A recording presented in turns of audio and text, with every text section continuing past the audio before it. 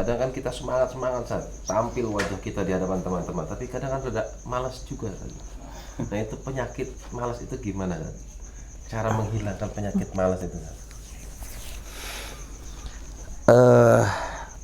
Saya amati di buku-buku dan di realitanya,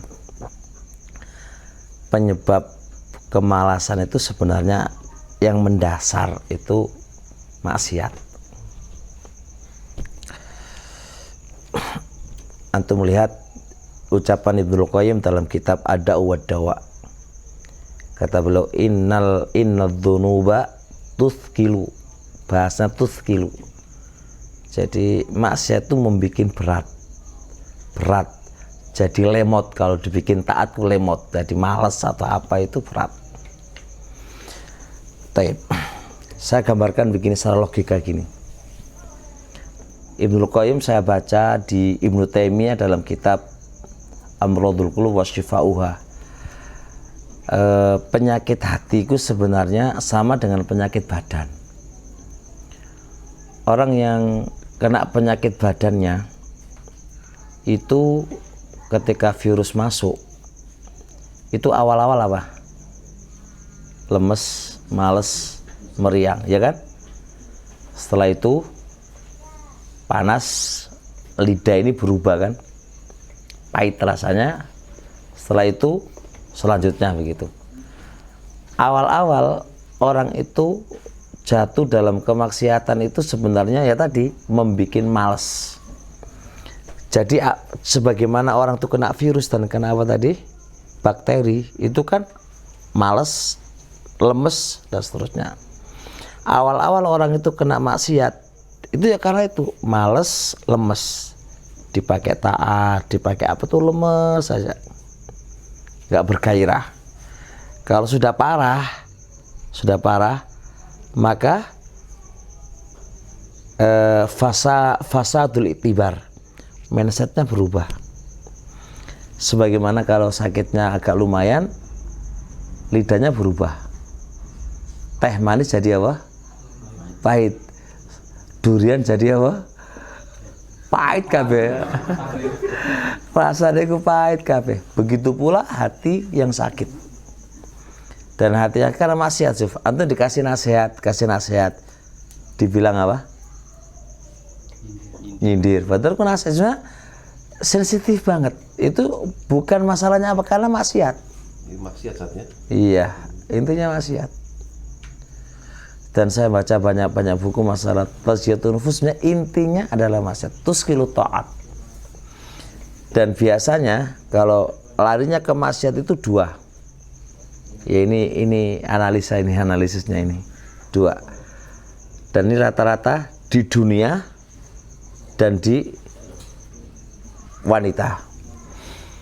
Orang kalau sudah seweneng dengan dunia, seweneng loh Pak ya, maka ya seweneng itu ada mubalaghah ya kan, ada mubalaghahnya itu ya akan berkurang untuk taklim, untuk ngaji itu pasti berkurang. Maja'alallahu lirajulin min qalbayni fi jawfi. Allah itu nggak akan menjadikan satu hati dengan dua arah. Satu hati, dua arah, dunia dan ilmu dan semisalnya. Kalau kita itu seweneng ke ilmu, pasti berkurang ke dunianya. Semakin seweneng ke dunia, semakin berkurang ilmu. Itu udah otomatis. Perhatikan aja.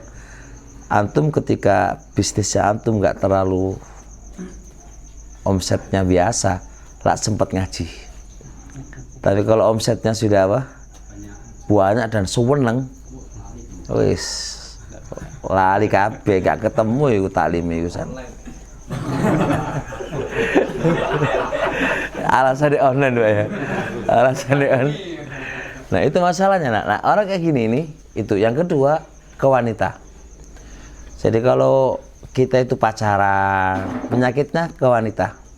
Pacaran, terus seneng perempuan. Ini biasa mengarah ke males. Ini analisa saya dan beberapa kitab-kitab yang mendukung saya. Jadi ini kalau malas ini selarinya ke dunia atau ke wanita. Ya.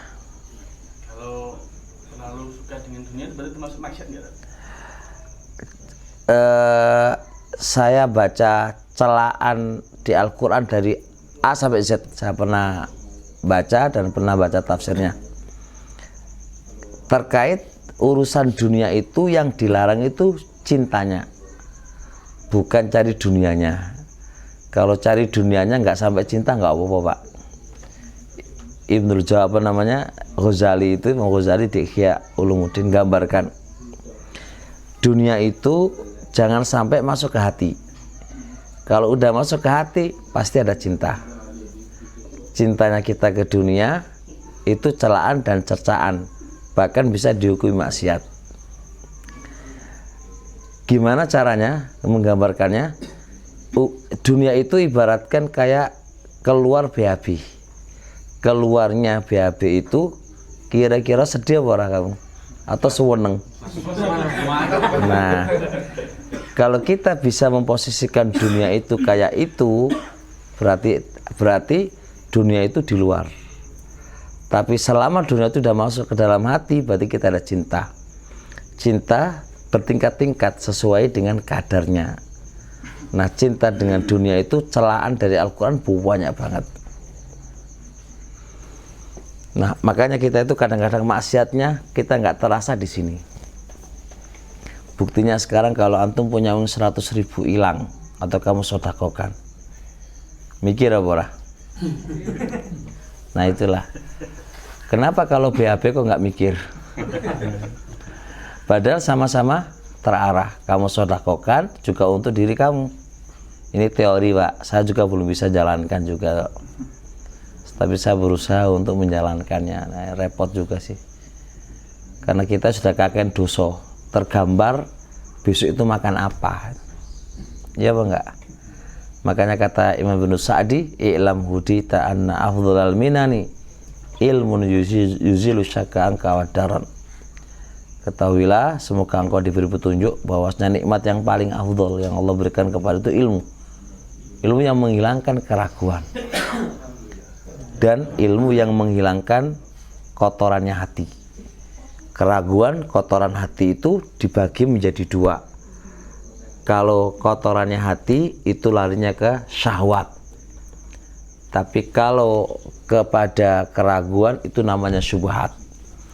Keyakinan kita kepada Allah itu semakin hari berkurang, Pak, karena maksiat dan karena keraguan. Makanya kita kurang percaya sama Allah. Duit di dompetnya masih 100.000 masih mikir mangan apa. Padahal mama min dabatin fil ardi illa 'ala rizquha lan tamuta nafsun hatta yuwaffa rizquha. Jiwa nggak akan mati sampai disempurnakan rezekinya. Selama kita itu masih hidup, nggak akan habis rezeki kita. Tapi kan teori, prakteknya gak iso. Yakin wajah-wajah dewek ora iso, Pak. Karena kakek maksiat.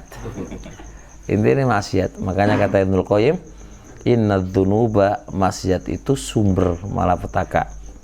Tapi bahasa Ibnu Qayyim, kata bahasa Ibnu Taimiyah, jima usyarri al-jahl wal dzulmu. Sumber malapetaka itu bodoh dan kezaliman. Itu malapetaka itu. Zalim sama bodoh. Dewe iki bodoh kan. Rela menjadi orang bodoh padahal itu sumber malapetaka. Ya, jelas ya Allah. Dari sini saja kita itu jadi hamba kakek dosa. Karena kalau kita mau teliti dari satu ke satu, Masya Allah. Dan cinta dunia itu nggak hanya duit, Pak. Cinta kedudukan. Siapa sih orang yang tidak ingin kedudukan? Baik kedudukan menjadi ustadz, kedudukan menjadi MUI, kedudukan menjadi presiden, kedudukan menjadi kepala desa, ya, ketua panitia, masuk itu kedudukan. Siapa menjadi gak kasih dari kedudukan? Itu kedudukan, itu dunia itu. Jangan dipahami dunia itu hanya kepada berporos kepada uang, tidak. Dunia itu banyak, sanjungan kan. Nah, insyaallah lah, kalau sudah begini repot. Dan gambarannya orang yang suka dunia itu ya benci mati. Dan itu sudah satu paket loh. Nah, hubud dunia wa karahiyatul Mau kenapa satu paket ini? Dunia dan benci mati. Makanya orang yang ya memang beda tipis antara takut corona dengan takut mati, memang beda tipis. Ya apa enggak? Ya gayai maskeran karena tato pemerintah, bisa jadi karena apa? Takut mati. Itu aja sebenarnya sih. Bahasane njogo nyawa termasuk daruriyatul khams, iya. Tapi itu juga terprediksi jangan-jangan karena takut mati, masih ana bojo, masih ana anak. Cok, kita tuh jujur aja lah. Cuma gak usah ditutup-tutupin. Anak juga begitu kok gitu kan. Pak angate enggak maskeran iku konang mati piye, sik ana bojo papat lagi kan. Bojone papat lagi, iku sapa sing ngrawati lagi gitu kan. Pikirannya kan aneh-aneh. Gitu kan ya, karena memang itu. Nah, itu kita gak usah terlalu gaya-gaya, memang begitu kita itu kan ya. Apa ono nih lah.